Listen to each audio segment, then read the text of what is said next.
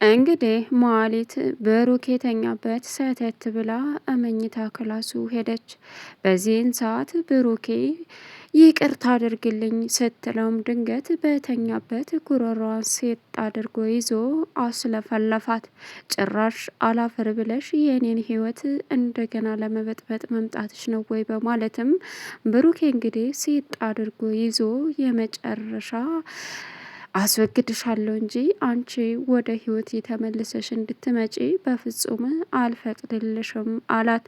በዚህን ሰዓት ባልጠበቀችው ሰዓት ስለነበረ መሀሊትን ከብሩኬ ጋር ተናንቃ ስታያት ቅድስት እሪ ብላ ጮኸች። በዛን ሰዓት መድብል እየሮጠ ሲመጣ እዛ መሀሊትን ሴት አድርጎ ይዟታል ብሩክ። በዚህን ሰዓት ቅድስት የመጨረሻ የቅናት አይሉት የፍርሃት አይሉት መንጨርጨርና በጩኸት ቀወጠችው። መድብልም እባክህ ልቀቃት ሲልም ይችን አረመኔ ልጄን ልትገል ስንት መከራዬን አሳይታ በሷ ምክንያት ዝጦስ ውስጥ እንደገባው ረስታ ጭራሽ ቤቴ ድረስ ንቀቷ አይደለም ወይ ዘው ብላ የመጣችው በማለትም መሀሊትን ሴት አድርጎ ያዛት። መድብልም የመጨረሻ የምታሳፍሪ ወራዳ ሴት ነሽ አላት። ሌላው እንግዲህ እዛ የመንጣቷ ምክንያት ዝና ልኳት እንደሆነ መድብል አወቀ።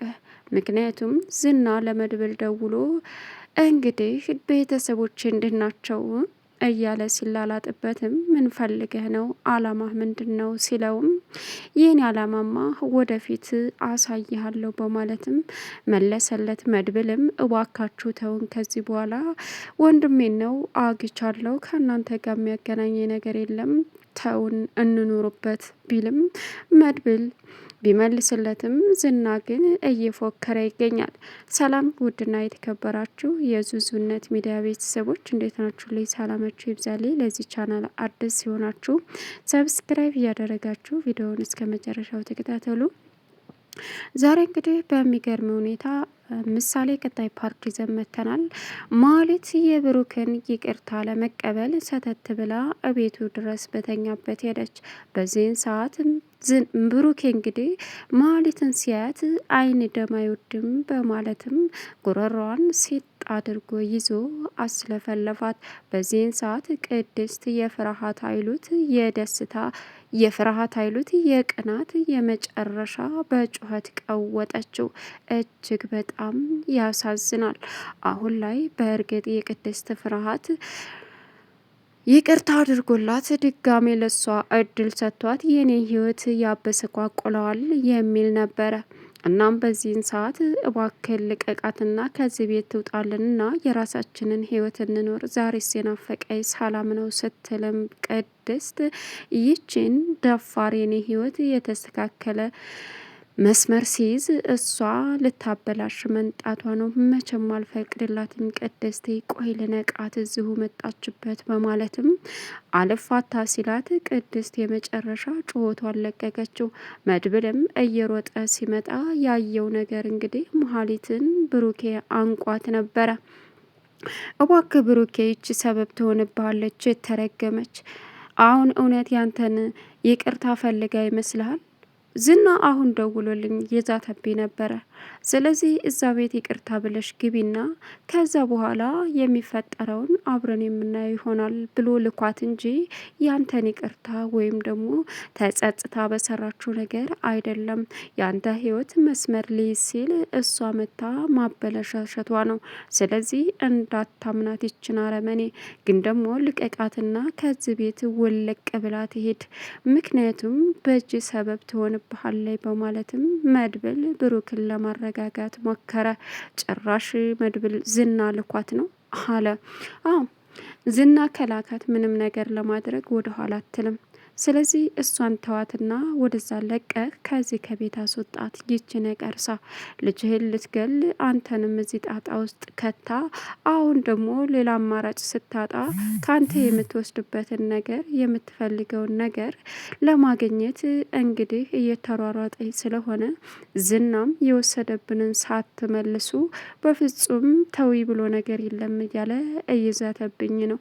ስለዚህ ወንድሜ እባክህ ተወው፣ እባክህ ማድረግህን ተዋትና ከህይወትህ አስወጥተሃት የለ አህ ብለህ ንቀህ ትፋት አለ። መሀሌትን የግድ መድብል መንጭቆ አስወጥቶ የመጨረሻ ወርውሮ ገፈተራት። እንደዚህ አድርጋችሁኝ አቀሩም ማን እንደሆንኩ አሳያቸዋለሁ ብላ መሀሌት ጭራሽ እዝነት ያረጉልኛል ይቅርታ ያረጉልኛል ብላ የሄደችበት ቤት ዝታ መጣች። አየህ ከስራዋና ከጥፋቷ ብትጸጸት ኑሮ እንደዚህ ብለህ አትሄድም ነበር። ስለዚህ አንተ ብቻ ተረጋጋ በማለትም እንግዲህ ብሩክ የመጨረሻ ቅድስትን ቶሎ ብዬ በቃ 80 ወይም ደግሞ መፈራረም አለብኝ አለ። እሺ በቃ በማለትም ሁሉም ነገር እንግዲህ እንዲስተካከልም አደረገ። ሌላው አሁን ላይ ምን ማድረግ እንዳለበትም የተደናገረው ሞገስ እውነታውን አወቀ። ሉላን የሚያሳድዳት ለምን እንደሆነ እንዲሁም ደግሞ ሉላ ከቤት እየወጣችም እየተደበቀችም ስልክ የምታወራበትን ምክንያት ሞገስ አወቀ። እንዴት ነው ምን ሆነሽ ነው እያለ ቢጠይቃትም ግን እሷ በፍጹም ልትጠይቀው ልትመልስለት አልቻለችም። ነገር ግን ከስተጀርባዋ በመደበቅ ሉላ ምን እንደሆነችና እንደዚህ ጸባዋን የቀያየረው ምን እንደሆነም ተረዳ። በዚህን ሰዓት ባልኮች ሰዓት መተሽ እንውጣ ብለሽ እምቢ ብለሽ ስለሄድሽ አሁን ግን ቅጣትሽ ስለከፋ ከከተማ ወጥተን ድሬዳዋ መዝናናት አለብን ሲላትም በፍጹም የማይሆን ነገር ነው። እኔ ባሌ አይደለም ከከተማ ቀርቶ ድሬዳዋ መሄድ ይቅርና ከቤት እንድወጣ የሚፈቅድልኝ ሰው አይደለም። እዋክን ንብረታችንን ከመለስክ መልስልን፣ ካልመለስክ ደግሞ በፍጹም እኔ አንተ ጋር ሌላ ነገር መስራት አልፈልግም ብትለውም እሱ ግን በቃ እንግዳውስ ባልሽን ከስሼ ችግር ውስጥ ከተዋለሁ በማለትም ገለጸላት። በዚህን ሰዓት በጣም የተናደደችው ሉላ እያለቀሰች ነበረ። ሞገስ እውነታውን አውቆ ለምን ትደብቅኛለች ሲልም እንግዲህ የቀጠርከው ጠበቃ ይቀየር እያልኩ የምልህ በዚህ መልኩ ነው። እያስፈራራኝና እያሰቃየኝ ይገኛል።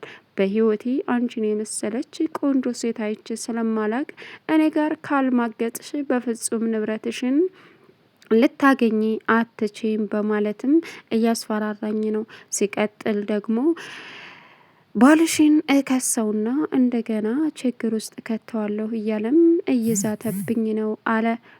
አለችው። በዚህን ሰዓት ሞገስ በቃ እመጣለሁ በይውና የእሱን ወንጀል በስልካችን ሪከርድ አድርገን አሳልፈን ለህግ መስጠት አለብን። ማንም መጫወቻ አያደርገኝም አለ ሞገስ። አሁን ላይ ደግሞ እንግዲህ ዝና ትህትናን ሚስቴ ትሆኛለሽ፣ ያቺ ከሀዲ ሉላ ወደ ህይወት በድጋሜ ካልመጣች አንቺ የኔ ሚስት ትሆኛለሽ፣ እወድሃለሁ በይኝ ሲላትም በፍጹም እንዴት እስከዛሬ ትክክለኛ ሰው ትመስለኝ ነበር፣ አሁን ግን አብዳል መሰል ጤነኛ አይደለህም አለችው። ምን ጤነኛ ነኝ?